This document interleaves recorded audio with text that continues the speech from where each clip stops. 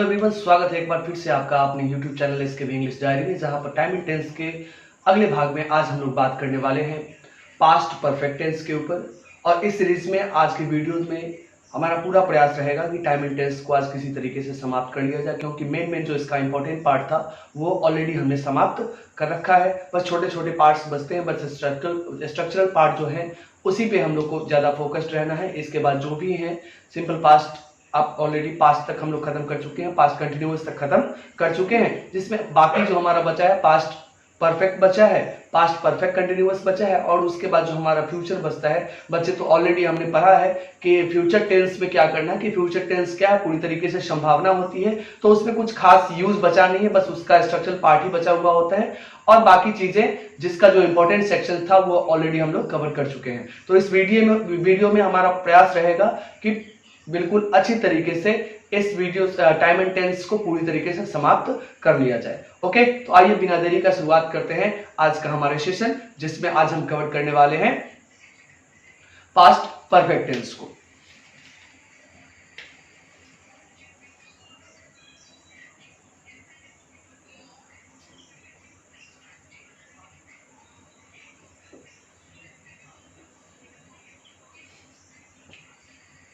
बहुत सारे बच्चों की शिकायतें आती रहती थी कि सर जो आप बोर्ड पे लिखते हैं वो क्लियर नहीं दिखता है। इस वीडियो से ऐसा प्रॉब्लम नहीं होगा, आपको चीजें साफ साफ नजर आएंगे। ठीक है, आइए शुरुआत करते हैं पास्ट परफेक्ट टेंस से। तो पास्ट परफेक्ट टेंस से सबसे पहले बच्चे हम इसका अफर्मेटिव, सबसे पहले इसको हिंदी में यदि पहचानना हो, ठीक है, हिंदी का यदि इसका पहचान आप देखने का प्रयास करें। हिंदी में क्या देखते हैं हम कि हिंदी में जब भी इस तरह का सेंटेंस आता है, पास्ट परफेक्ट का जो रिलेटेड सेंटेंस होगा उसमें आएगा आपको चुका था। प्रेजेंट में हमने देखा था कि चुका है आता था, यहां पर है की जगह पर क्या कर देना है, था कर देना है। चुके थे, चुकी थी, ये हिंदी का इत्यादि ये इसका पहचान रहेगा। और इसके साथ क्या हो सकता है, इसके साथ या था, या था, ये थे, ठीक है, ई थी इत्यादि जो है इसके अंदर, ये इसका हिंदी का सेंटेंस जब मिलेगा आपको तो उसका पहचान रहेगा, बाकी के अंत में आपको ये सारी चीजें मिलेगी। अब आइए बात कर लेते हैं इसके स्ट्रक्चर की। स्ट्रक्चर की बात जब हम करते हैं तो सबसे पहले इसके अफर्मेटिव की बात करेंगे हम। अफर्मेटिव स्ट्रक्चर में क्या होता है कि अफर्मेटिव स्ट्रक्चर में सारी चीजें एज यूजुअल ही रहती हैं, बस थोड़ा सा चेंज क्या होता है कि जहां पर आप जो हेल्पिंग वर्ब यूज कर रहे थे, हैज और हैव का जो यूज कर रहे थे, अभी उसके जगह पे क्या करना है, हमें हैड का यूज करना है। तो बाकी सारी चीजें सेम ही रहेंगी। सब्जेक्ट प्लस जहां हमने हैज और हैव यूज किया था वहां पर क्या कर देना है, हमारा हेल्पिंग वर्ब हैड हो जाएगा, और उसके बाद जो है बच्चे वर्ब 3 रहेगा, उसके बाद ऑब्जेक्ट रहेगा, ठीक है। और बाकी एज यूजुअल जो हम लोग लिखते थे रेस्ट वर्ड, और लास्ट में हमारा जो फुल स्टॉप होता था वो होगा, ठीक है। अब इसका एक एग्जांपल लेते हैं कि राम आम खा चुका था, राम आम खा चुका था, तो Ram had eaten a mango, Ram had eaten a mango. अब इसमें बच्चे ध्यान दीजिए, इसमें इसके स्ट्रक्चर को ध्यान दीजिए, समझिए कि राम हमारा क्या है, राम हमारा सब्जेक्ट है, ठीक है। हैड हमारा क्या है, हैड हमारा हेल्पिंग वर्ब हो जाएगा। ईटन हमारा वर्ब 3 है, ईटन हमारा वर्ब 3 है, और ए मैंगो जो है ये हमारा क्या है, ऑब्जेक्ट है, ठीक है। ये ए मैंगो हमारा क्या हो जाएगा, ऑब्जेक्ट है। इसके अलावा इसमें कुछ बचता नहीं है, तो यहां पर हमने फुल स्टॉप का यूज किया है, ठीक है। अब इसके नेगेटिव पार्ट को देखते हैं। जब नेगेटिव की बात हम करेंगे, जब इसकी नेगेटिव की बात हम करेंगे तो नेगेटिव में बिल्कुल सब कुछ सेम ही रहेगा, बस ये जो हेल्पिंग वर्ब है आपका हैड, उसके बाद क्या लगा देना है, नॉट का यूज कर देना है। बाकी सारी चीजें बिल्कुल सेम, सब्जेक्ट की जगह पर रहेगा ही रहेगा, हैड रहेगा, और उसके बाद यहां पर हमने क्या यूज कर देना है, नॉट का यूज कर देना है, ठीक है, नॉट का यूज कर देना है। उसके बाद जो हमारा ऑब्जेक्ट और रेस्ट वर्ड और फुल स्टॉप जो होता था वो बिल्कुल एज यूजुअल रहेगा, ठीक है। अब इसी सेंटेंस का नेगेटिव हम बनाएंगे, तो आप खुद से ही बना सकते हो, क्या बनेगा, Ram had not eaten a mango, Ram had not eaten a mango. Okay, आइए ये तो हो गया नेगेटिव। अब इसके इंट्रोगेटिव की बात करते हैं। तो अगर इंट्रोगेटिव के स्ट्रक्चर की बात करी जाए इंट्रोगेटिव के स्ट्रक्चर की बात करी जाए तो इंट्रोगेटिव में क्या होता है बच्चे कि ये हेल्पिंग वर्ब जो होता है उसको क्या कर लेना है, बाहर निकाल लेना है। हेल्पिंग वर्ब को हम क्या करेंगे, बाहर निकालेंगे। तो हेल्पिंग वर्ब हमारा बाहर आ गया, क्या आ गया, हैड आ गया। उसके बाद हमारा सब्जेक्ट जो होगा, सब्जेक्ट को रखेंगे। यहाँ पर नॉट को मैं ऑप्शनल रखता हूं, नॉट को मैं ऑप्शनल रखता हूं, इससे हमारा एक स्ट्रक्चर का टाइम बच जाता है। बाद में फिर दोबारा वही को नॉट लेकर बनाना पड़ता है इंट्रोगेटिव नेगेटिव का। तो मैं यही ऑप्शन रख लेता हूं, ठीक है, कि अगर आपके सेंटेंस में नेगेटिव होगा तो आपको नेगेटिव नॉट का यूज करना है, अदरवाइज उसको स्किप कर लेना है। तो नॉट हमारा यहाँ पे ऑप्शनल हो जाएगा। उसके बाद हमारा क्या है, उसके बाद हमारा ऑब्जेक्ट है। सॉरी, यहाँ पर एक चीज यहाँ पे छूटा है, यहाँ पे फिर से वापस थोड़ा सा ध्यान दीजिए, subject plus had plus not, यहाँ पे वर्ब हमारा छूट गया था। यहाँ पे प्लस वर्ब 3 होगा और उसके बाद ऑब्जेक्ट होगा, ठीक है। तो यहाँ पर भी वही चीज कि पहले प्लस वर्ब 3 कर दीजिए, देन ऑब्जेक्ट लिखिए, देन आपका रेस्ट वर्ड और देन आपका क्या हो जाएगा, साइन ऑफ इंट्रोगेशन। ये फुल स्टॉप जो है चेंज हो जाएगा, किसमें, साइन ऑफ इंट्रोगेशन में चेंज हो जाएगा। ओके, अब इसके लिए क्या एग्जांपल है, अब हैड को क्या कर लेना है, बाहर निकालना है। Had Ram eaten a mango, had Ram eaten a mango और साइन ऑफ इंट्रोगेशन से सेंटेंस को क्लोज करना है। इंट्रोगेटिव में एक चीज और आता है बच्चे, WH वर्ड वाला। तो WH वर्ड वाला में कुछ भी नहीं करना है, एज यूजुअल बिल्कुल सब कुछ सेम ही रहेगा। WH वर्ड और बाकी जो है had plus subject plus not को ऑप्शनल रखेंगे। उसके बाद वर्ब 3, उसके बाद ऑब्जेक्ट, उसके बाद रेस्ट वर्ड और उसके बाद साइन ऑफ इंट्रोगेशन, ठीक है। ये हमारा क्या हो जाएगा, ये हमारा WH वर्ड का इंट्रोगेटिव हो जाएगा। तो इस तरीके से स्ट्रक्चरल पार्ट हमारा समाप्त होता है। सेंटेंस में जब भी आप यूज करोगे किसी भी तरीके का, जब भी आपको पास्ट परफेक्ट टेंस सेंटेंस का यूज बोला जाए कि आपको पास्ट परफेक्ट टेंस लिखना है, तो सेंटेंस के अकॉर्डिंग सेंटेंस आप देखिएगा कि क्या वो इंट्रोगेटिव सेंटेंस है, क्या वो नेगेटिव सेंटेंस है या क्या वो अफर्मेटिव सेंटेंस है। जैसा सेंटेंस रहेगा उसी स्ट्रक्चर के हिसाब से आप वहां पर सेंटेंस को लिखेंगे, तो किसी तरह की कोई परेशानी नहीं आएगी। आपका जो है बिल्कुल सही आप सेंटेंस को फॉर्म कर पाओगे, स्ट्रक्चर उसका लिख पाओगे। अब हम बात करेंगे इसके यूज की, कि ग्रामेटिकल टर्म में, ग्रामर में इसका यूज कैसे होता है। तो आइए अब देखते हैं कि पास्ट परफेक्ट टेंस का यूज क्या क्या पॉसिबल है, किस तरीके से इसका यूज ग्रामर में होता है। तो आइए अब इसके यूज की बात करते हैं। तो अगर यूज में हम देखें तो सिंपल पास्ट में आपको मैंने एक पढ़ाया था कि जब दो सेंटेंसेस, जब दो एक्शंस जो हैं एक साथ रखे जाते हैं, एक साथ उसका यूज किया जाता है, तो जो पहला सेंटेंस होता है, पहला सेंटेंस जो यूज होता है उसको हम लोग प्रीवियस एक्शन बोलते हैं। पहला जो एक्शन होगा उसको प्रीवियस एक्शन बोलते हैं और दूसरा एक्शन जो हमारा होता है उसको हम लोग क्या बोलते हैं, सबसिक्वेंट एक्शन बोलते हैं। तो पहले एक्शन जो होता है, पहला जो एक्शन होता है उसके साथ हम लोग पास्ट परफेक्ट टेंस का यूज करते हैं और सबसिक्वेंट एक्शन जो होता है उसके साथ हम लोग सिंपल पास्ट टेंस का यूज करते हैं। तो सिंपल पास्ट टेंस में भी ये यूज मैंने आपको पढ़ाया था, ठीक है। तो एक बार फिर से मैं बस थोड़ा सा रिपीट कर देता हूं और आपको समझाने का प्रयास करता हूं दोबारा इसको, ठीक है। अगर आप वहां पे समझ चुके हैं तो इस सेक्शन को आप स्किप कर सकते हैं और आगे का सेक्शन देख सकते हैं, ठीक है। आइए थोड़ा सा देख लेते हैं। मान लीजिए कि यहाँ पर कोई एक्शन हुआ और दूसरा एक्शन यहाँ पर हो रहा है, तो पहले यदि ये एक्शन घटित होता है तो इसको हम लोग प्रीवियस एक्शन बोलेंगे। क्या बोलेंगे इसको, इसको प्रीवियस एक्शन बोला जाएगा, ठीक है। और दूसरा एक्शन जो हमारा होगा, दूसरा एक्शन जो हमारा होगा उसको हम लोग बोलेंगे सबसिक्वेंट एक्शन, सबसिक्वेंट एक्शन बोलेंगे, सबसिक्वेंट एक्शन बोलेंगे। प्रीवियस एक्शन हो जाएगा और दूसरा हमारा क्या हो जाएगा, सबसिक्वेंट एक्शन हो जाएगा। अब प्रीवियस एक्शन और सबसिक्वेंट एक्शन दो एक्शन है। अब इसमें एक बात का हमेशा ध्यान रखिएगा कि जरूरी नहीं है कि मैंने आपको ये बोला तो यही पहले घटित होगा, एक्शन यही पहले परफॉर्म होगा। ये भी दूसरा भी आपका प्रीवियस एक्शन बन सकता है और ये पहला भी आपका सबसिक्वेंट एक्शन बन सकता है, दोनों उधर उधर हो सकता है। अब यहाँ पर ध्यान दीजिए कि प्रीवियस एक्शन जो हमारा है, ये प्रीवियस एक्शन के साथ हमें क्या यूज करना है, हमें पास्ट परफेक्ट का यूज करना है, पास्ट परफेक्ट का यूज करना है, पास्ट परफेक्ट टेंस का यूज करना है। और हमारा सबसिक्वेंट जो एक्शन है इसके साथ हमें सिंपल पास्ट का यूज करना है, सिंपल पास्ट टेंस का यूज करना है, ठीक है। सिंपल पास्ट टेंस का यूज करना है। तो कहने का मतलब है कि previous action past perfect tense, subsequent action तो सिंपल पास्ट, यहाँ पे सिंपल पास्ट टेंस का। एक एग्जांपल लेते हैं, एग्जांपल से ज्यादा ये क्लियर होता है। जैसे एग्जांपल हमने लिया कि the patient had died, the patient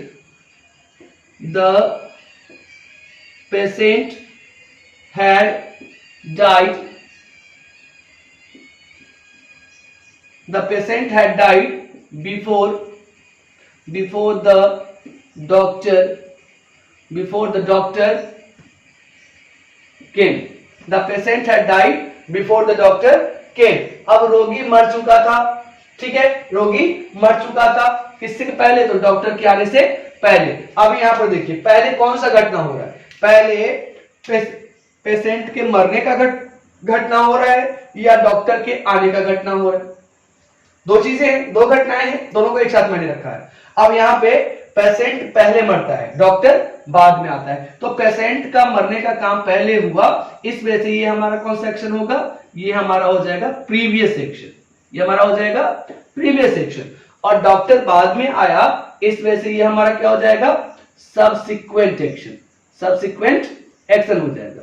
अभी देखिए सबसिक्वेंट एक्शन का स्ट्रक्चर देखो, तो सब्जेक्ट प्लस वर्ब टू, इसका स्ट्रक्चर समझो। तो ये सब्जेक्ट है हमारा और ये हमारा क्या है? वर्ब है। तो सब्जेक्ट, ये हमारा सब्जेक्ट हो गया और ये केम जो है ये क्या है? Verb two. Subject plus verb two किसका स्ट्रक्चर था? तो सिंपल पास्ट का था। इसका मतलब हमने इसको सिंपल पास्ट में रखा है, सबसिक्वेंट एक्शन को। अब इधर आ जाओ, द पेशेंट, ये हमारा सब्जेक्ट, ये हमारा सब्जेक्ट। अब हैड हमारा हेल्पिंग वर्ब, ये हमारा हेल्पिंग वर्ब, ये हमारा verb three, main verb three, ठीक है। Subject plus had and plus में वर्ब थ्री, किसका स्ट्रक्चर? पास्ट परफेक्ट का स्ट्रक्चर, जस्ट अभी मैं बताया हूं। तो इस वजह से यहां पे प्रीवियस एक्शन के साथ हमने पास्ट परफेक्ट टेंस का यूज करना है, ठीक है। एक ये पहला यूज हो गया। अब इसको भाषा में कैसे लिखेंगे? लैंग्वेज में अगर देना पड़े तो लैंग्वेज में आप दे सकते हैं कि if two actions are kept together and one action is happening after the first one, ठीक है। one action is happening after the first one और second action is happening after the first one, ये भी हो सकता है। या आप इसको ऐसे ही बोल सकते हैं कि first action is happening after the second one, मतलब इसका सीक्वेंस आगे पीछे हो सकता है, कोई प्रॉब्लम नहीं है। बट इसमें मेन क्या रहेगा? मेन वही है कि कौन सा एक्शन पहले हो रहा है, ठीक है, कौन सी घटना पहले हो रही है, उस बात पर ध्यान देना है, ठीक है। तो इसको कैसे बोलेंगे कि past perfect tense is used with previous action if two actions और सेंटेंसेस आर केप्ट टुगेदर, दोनों एक साथ रखा जाए तो जो पहले होगा उसके साथ हमें पास्ट परफेक्ट टेंस का यूज करना है, जो बाद में होगा उसके साथ सिंपल पास्ट का यूज करना है। ये हो गया इसका पहला यूज, ये आपको बिल्कुल अच्छे तरीके से समझ में आया होगा, ठीक है। आइए अब बात करते हैं इसके दूसरे यूज की। अगर इसके दूसरे यूज की बात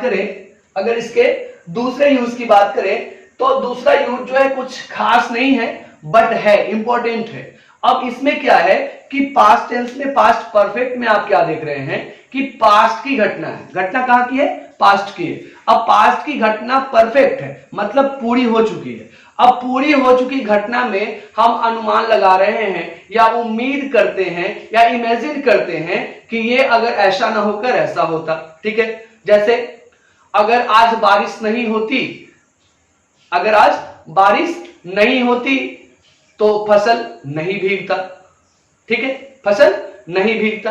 अब ये हमारा क्या है? अनुमान है। अभी ये हम बाद में बोल रहे हैं, बट बारिश होने का काम तो ऑलरेडी हो चुका है। तो उस तरीके का सेंटेंस जो होता है, तो उसके लिए जो स्ट्रक्चर यूज होता है, उसके साथ जो पहला जो उसका पार्ट होगा, उसके साथ हम लोग क्या करते हैं? पास्ट परफेक्ट टेंस का यूज करते हैं। आइए पास्ट परफेक्ट टेंस का यूज इसके स्ट्रक्चर के हिसाब से समझते हैं। तो सबसे पहले इसमें क्या होगा? तो सबसे पहले इफ से सेंटेंस स्टार्ट होगा, उसके बाद रहेगा सब्जेक्ट, उसके बाद हैड, ठीक है, सब्जेक्ट प्लस हैड देंगे हम, ठीक है। उसके बाद जो है हमारा हो जाएगा वर्ब थ्री हो जाएगा, ठीक है। उसके बाद हम यहां पर ऑब्जेक्ट को रखेंगे और ऑब्जेक्ट के बाद हमेशा याद रखिएगा कि आपको कॉमा देना है, ठीक है। क्या देना है? कॉमा देना है। ठीक है। अब कॉमा जब देंगे तो यहां पर एक बात कर और भी ध्यान रखिएगा कि ऑब्जेक्ट आपको मिलेगा भी नहीं भी मिलेगा, ये ऑप्शनल है। ऑब्जेक्ट हो भी सकता है, नहीं भी हो सकता है। अब कॉमा दे दिए तो इसका मतलब सेंटेंस सेपरेट हो गया। अब दूसरा सेंटेंस यहां से फिर स्टार्ट होगा, सब्जेक्ट होगा, उसके बाद वुड होगा, कुड होगा, माइट होगा। अब इसमें से ऑप्शनल है, या तो वुड होगा, नहीं तो कुड होगा, नहीं तो माइट होगा। अब माइट के बाद क्या हो जाएगा, तो माइट के बाद होगा हैव प्लस वर्ब 3, हैव के बाद वर्ब 3, और लास्ट में फिर हमारा क्या हो जाएगा, ऑब्जेक्ट हो जाएगा। लास्ट में फिर हमारा ऑब्जेक्ट हो जाएगा, एंड देन आपका जो फुल स्टॉप होता है वो फुल स्टॉप हो जाएगा। एक तो ये स्ट्रक्चर हो गया। अब इस स्ट्रक्चर पर एक सेंटेंस देखते हैं, तो सबसे पहले इफ से सेंटेंस को स्टार्ट करिए। इफ अब यहां पर सब्जेक्ट, कोई सब्जेक्ट लेना है, तो मान लीजिए कि सब्जेक्ट हम लेते हैं the police. If the police had, helping verb हमने क्या लिया, हैड। अब हमें कोई वर्ब चाहिए, ठीक है। अब पुलिस को हम क्या करते हैं, बुलाते हैं। If the police had come, अब यहां तक देखिए वर्ब तक हमारा हो गया, ठीक है। If the police had come, structure के हिसाब से बिल्कुल सेंटेंस को ले जा रहे हैं। अब यहां पर हम लिखते हैं अ लिटिल बिफोर, ठीक है। ये रेस्ट वर्ड में आ जाता है। उसके बाद हमने यहां कॉमा देना है, कॉमा दे दिया। उसके बाद दूसरा सेंटेंस से स्टार्ट करते हैं, the thief would not have। हाँ, अब इसमें देखिएगा यहां पर निगेटिव अगर होगा तो निगेटिव का यूज कर सकते हैं, ठीक है। ये ऑप्शनल है, निगेटिव रहेगा तो सेंटेंस को निगेटिव रख सकते हैं, कोई प्रॉब्लम नहीं है। would not have gone away, ठीक है, या ran away, would not have gone away या run away। अब यहां पर देखिए कि हमने क्या किया, इस सेंटेंस में क्या इमेजिनेशन हम कर रहे हैं। अभी चोर भाग चुका है, ठीक है, पुलिस भी आ चुकी है, लेकिन अब हम उम्मीद क्या कर रहे हैं, हम उम्मीद कर रहे हैं कि यदि पुलिस थोड़ा सा पहले आती, कितना, थोड़ा सा, एकदम लिटिल बिफोर, ठीक है, थोड़ा सा पहले आती तो चोर क्या होता, भागा नहीं होता, ठीक है। तो ये हमारा इमेजिनेशन है, कल्पना है, ठीक है। पास्ट में कंप्लीट हुए एक्शन के साथ हम क्या कर रहे हैं, कल्पना कर रहे हैं, इमेजिन कर रहे हैं कि काश ऐसा होता, बट अब ये पॉसिबल नहीं है। तो उस कंडीशन के लिए हम लोग पास्ट किसका यूज करेंगे, पास्ट परफेक्ट का। पास्ट परफेक्ट यहां पर देखो, subject plus head plus verb 3, ये पास्ट परफेक्ट है, इसका यूज हमने यहां इसमें किया है, ठीक है। अब आ जाइए एक और देखते हैं स्ट्रक्चर। बाकी सब कुछ सेम रहेगा, जहां सेंटेंस हमने इफ से स्टार्ट किया है वहां हम सेंटेंस को हैड से स्टार्ट कर सकते हैं, ठीक है। Had plus subject plus verb 3 plus object plus यहां पर कॉमा, ठीक है, और बाकी जैसा ऊपर में है वैसा ही नीचे हमारा होगा। मतलब subject would, could, might, not optional रखेंगे, have, then verb 3, then object, इसी को कॉपी कर देना है, ठीक है। अब इसी को कॉपी कर देना है, तो यहां पर अब देखिए फिर से हमारा एक नया स्ट्रक्चर बन गया। एक तो पहला स्ट्रक्चर ये था, दूसरा स्ट्रक्चर हमारा ये बन गया। अब इसके अकॉर्डिंग फिर सेंटेंस को सेट करिए। इसके अकॉर्डिंग सेंटेंस को सेट करते हैं, तो एक लेते हैं, had the student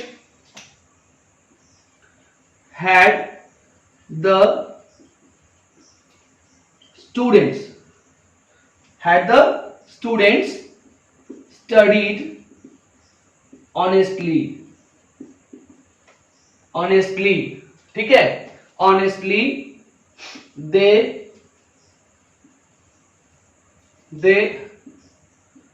would have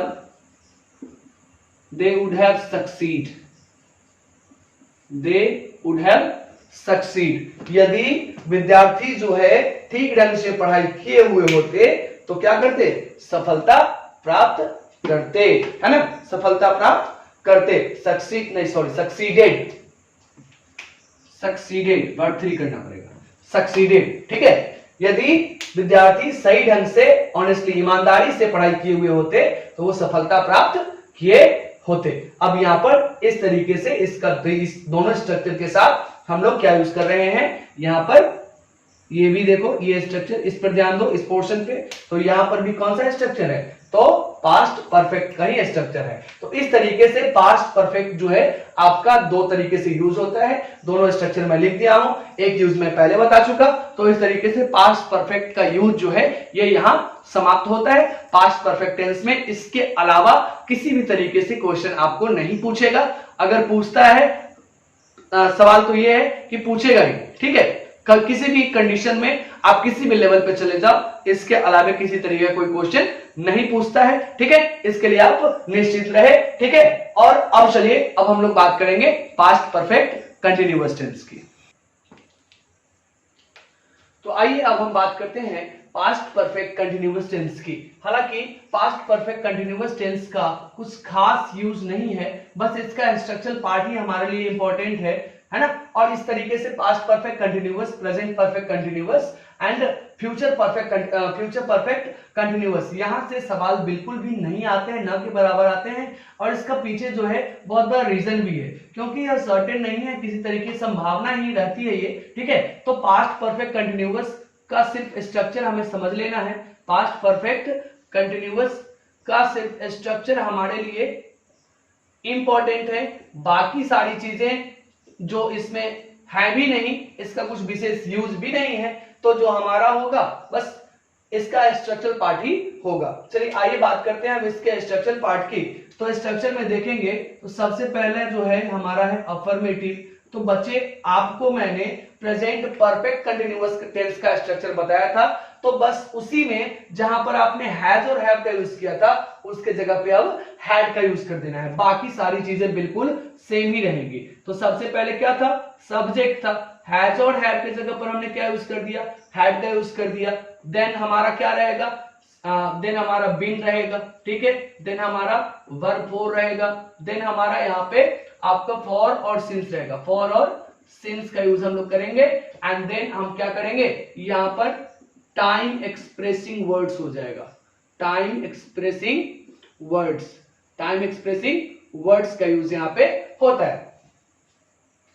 time expressing word ही लिखिए, एक बार में एक ही समय देगा, ठीक है। उसके बाद हमारा फुल स्टॉप होगा। एक बार फिर से देखो, subject had, then been, then verb four, then verb for और since, time, then time expressing word. अभी ज्यादातर क्या होता है कि यहाँ के बाद बस यही तक आपका जो बुक वगैरह में देखेंगे तो बस यही तक आपको स्ट्रक्चर में दिया हुआ रहता है। इसके अलावा एक्स्ट्रा है, ये कभी आएगा कभी नहीं भी आएगा, ऑप्शनल है बच्चे, ठीक है।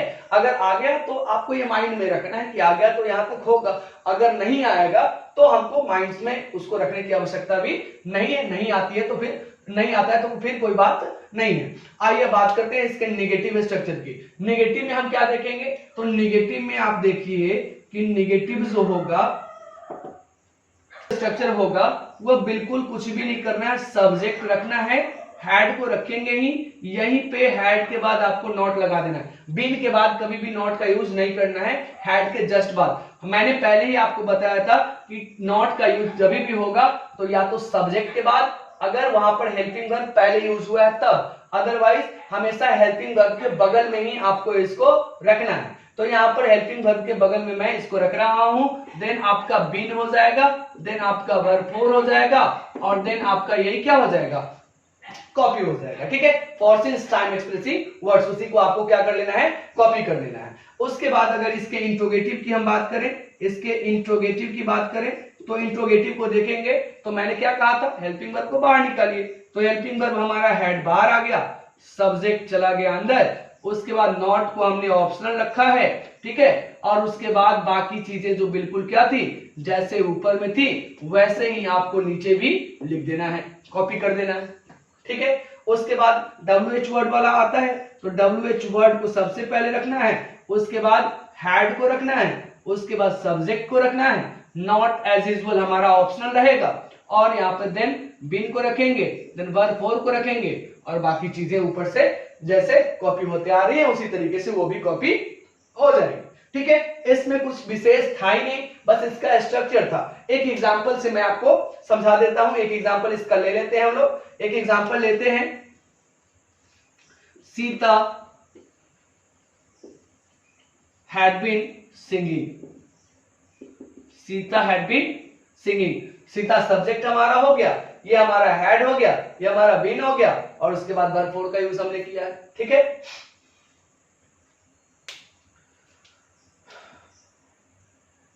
ठीक है, सीता क्या हो जाएगा, सीता गाती रही थी, सीता गाती रही थी, ऐसा इसका हिंदी निकलेगा। ठीक है, सीता गाती रही थी, टाइम दे देगा, देन अगर 1 घंटों से गाती रही थी, 2 घंटों से गाती रही थी, देन फॉर सिंस का यूज करके आपको टाइम का यूज आपको कर देना है। सीता हैड बीन सिंगिंग, ये आपका नॉर्मल सेंटेंस है। बाकी जो चीजें हैं एज यूजुअल जैसे आप प्रेजेंट परफेक्ट कंटिन्यूअस में यूज किए थे उसी तरीके से इसको यूज कर देना है। तो पास्ट परफेक्ट कंटिन्यूअस टेंस में बस इतना ही है, बस इसका स्ट्रक्चर को ही पढ़ना था। इसके अलावा इसमें कुछ भी इंपॉर्टेंट आपके लिए नहीं है। यहां से किसी तरीके का विशेषकर किसी भी कंपटीशन में, किसी भी बोर्ड एग्जामिनेशन में, ठीक है, किसी भी तरीके का एग्जामिनेशन में बस इसका स्ट्रक्चर से ही सवाल आते हैं। इसके अलावा कहीं से सवाल आने का कोई चांस बिल्कुल भी नहीं है। ठीक है, तो ये हमारा पास्ट का हमारा पूरा सेक्शन हो गया समाप्त। पास्ट टेंस आज यहां हमारा क्या होता है, समाप्त होता है। ठीक है, अब नेक्स्ट वीडियो में हम लोग देखेंगे किसको, तो नेक्स्ट वीडियो में हम लोग देखेंगे आपका फ्यूचर टेंस। फ्यूचर टेंस पूरा वीडियो में हम लोग एक ही वीडियो में कंप्लीट करने का प्रयास करेंगे, क्योंकि उसमें भी कुछ ही चीजों का हमें यूज पढ़ना है, कुछ ही ग्रामेटिकल यूज है। बाकी सारे चीज जो उसका स्ट्रक्चर पार्ट ही था, बस स्ट्रक्चर पार्ट ही उसका इंपॉर्टेंट है हमारे लिए, तो स्ट्रक्चर में ज्यादा समय नहीं लगता है। ठीक है, तो एक ही वीडियो में वो पूरा हम लोग कवर करेंगे। ठीक है, मिलते हैं फिर नेक्स्ट वीडियो में।